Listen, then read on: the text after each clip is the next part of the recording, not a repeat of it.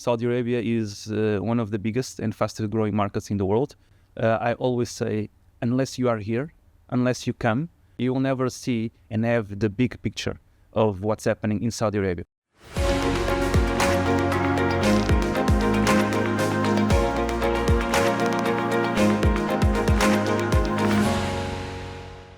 How does Saudi Arabia compare to other countries right now?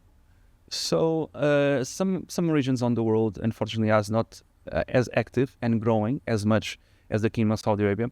We do measure what's happening all over the world. Saudi Arabia is one of the biggest and fastest growing markets in the world. I would say only faster and growing at the same velocity, I would say Japan. But 57% of the world construction as we speak is happening now in the Kingdom of Saudi Arabia. When I speak with our global colleagues, I always say, unless you are here, unless you come, unless you see, unless you understand, you will never see and have the big picture of what's happening in Saudi Arabia.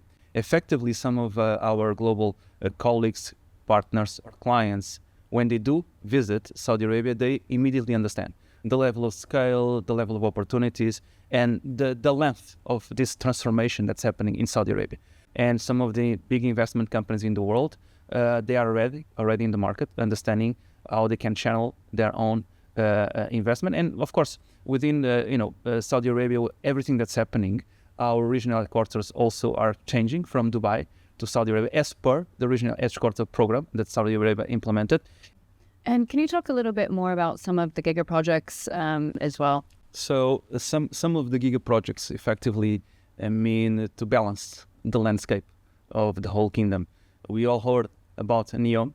The teams are active in NEOM, supporting certain phases of the project.